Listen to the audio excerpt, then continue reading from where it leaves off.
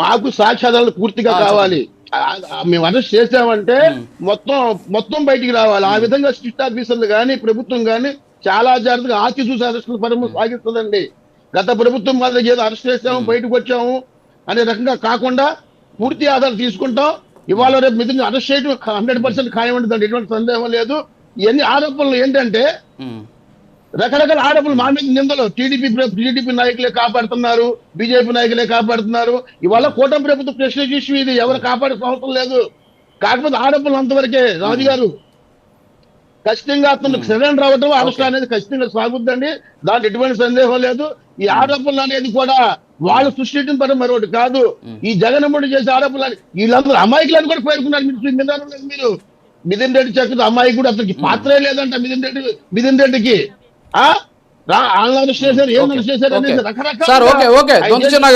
ఒక్కసారి రామచంద్ర యాదవ్ గారు లైన్ లోకి వచ్చారు, వారితో మాట్లాడదాం. Sir good morning sir. Ramachandra Yadav గారు సార్, ఏం లేదు సార్, ఇప్పుడు ఈ పెద్దిరెడ్డి రామచంద్రారెడ్డి కావచ్చు, అలాగే పెద్దిరెడ్డి మిథున్ రెడ్డికి సంబంధించినటువంటి వ్యవహారంలో నిన్న ఆయన్ని అరెస్ట్ అయిపోతున్నాడు, ఆయన పరారీలో ఉన్నాడు అని చెప్పేసి రకరకాలైన అంశాలను కూడా హల్చల్ చేస్తే సాయంత్రానికి ఏసీబీ కోర్టు ఆయనకి ఊరట లభించిందని చెప్పి కూడా చెప్పినటువంటి పరిస్థితి. సో మీకు వాస్తవాలు తెలుస్తుంటాయి, ఎందుకంటే గతంలో కూడా వాళ్ళు ఏం చేశారు అనేటువంటి అంశాలకు సంబంధించి కూడా మీరు అనేక ఫిర్యాదులు కూడా చేసినటువంటి సిచ్యువేషన్. అంటే ఏంటి దీని వెనక ఏదైనా ఒక కుట్ర ఉందనుకోవచ్చా, లేకపోతే నిజంగానే సిట్టికి సంబంధించిన అధికారులు పారదర్శకమైనటువంటి విచారణలో భాగంగానే పెద్దిరెడ్డి మిథున్ రెడ్డి గారికి ఆ ఊరట లభించిందని మనం భావించవచ్చంటారా? ఏసీబీ కోర్టులో ఊరట లభించలేదండి, ప్రభుత్వము ఊరట లభించేలా చేసింది. సిట్ అధికారులు నిజంగా చిత్తశుద్ధుండి నిందితుడిని అరెస్ట్ చేయాలనే ఆలోచన ఉండింటే నిన్న వీళ్ళు వేసిన పిటిషన్లో తప్పుడు పిటిషన్ వేసే అవకాశము లేదు. అండ్ నిజంగా నిందితుల పైన చర్యలు తీసుకోవాలంటే ఈ రోజు కేవలం ఈ లిక్కర్ స్కామ్ గురించే కాదు, కూటమి ప్రభుత్వం అధికారంలోకి వచ్చిన తర్వాత గత ప్రభుత్వ హయాంలో జరిగిన అవినీతి చేసిన వాళ్ళ పైన చర్యలు తీసుకోవడం కంటే కూడా ఆ అవినీతిలో భాగస్వామ్యం కోసం, వాటాల కోసం వెంపర్లాడుతున్నారు తప్ప చర్యలు తీసుకోవడం కోసం కాదనేది గతంలో అనేక సార్లు రుజువైంది. గతంలో మదనపల్లి భూముల వ్యవహారంలో అయితే కావచ్చు, మఠం భూముల వ్యవహారంలో అయితే కావచ్చు, అదేవిధంగా అటవీ భూములకు సంబంధించిన వ్యవహారంలో కావచ్చు, వీటన్నింటిపైన పూర్తి సాక్ష్యాలు ఉన్నప్పటికీ కూడా కనీసం ఎఫ్ఐఆర్ కూడా ఫైల్ చేయాలని పరిస్థితి ఉంది. పెద్దిరెడ్డి కుటుంబం పైన కావచ్చు, అతను చేసిన అవినీతి పైన కావచ్చు.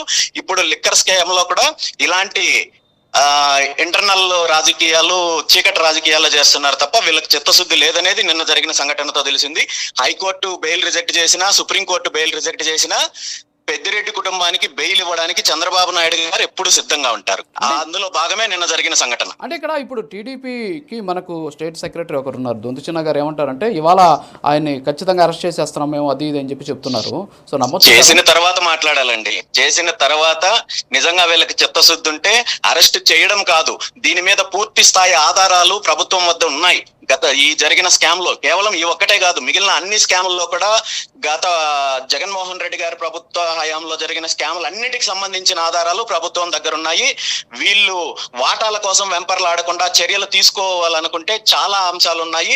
సో వీటిలో కూడా నిజంగా చిత్తశుద్ధి ఉంటే ఈ రోజు అరెస్ట్ చేసిన తర్వాత కూడా వీళ్ళకి సంబంధించిన ఆధారాలు ఏవైతే ఉన్నాయో వాటిని పొందుపరిచి నిజాయితీతో ముందుకెళ్ళినట్టయితే వీళ్ళు చెప్పే మాటలు నమ్మొచ్చు. అంతేగాని వీళ్ళు ఇచ్చే స్టేట్మెంట్లకు కానీ వీళ్ళు తీసుకున్న చర్యలకు కానీ ఎక్కడ సంబంధం లేకుండా ఉంటుంది.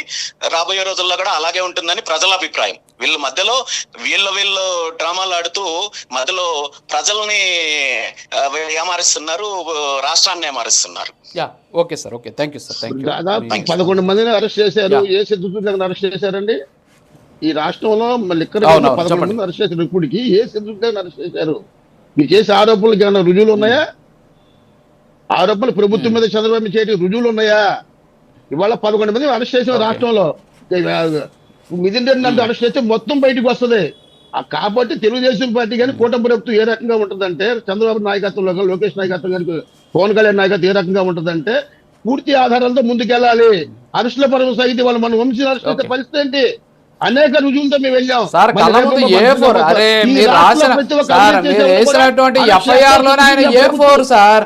ఇంకా సాక్ష్యాలు పకడ్బందీగా ఉండాలంటున్నారు దొంతుచిన్న గారు.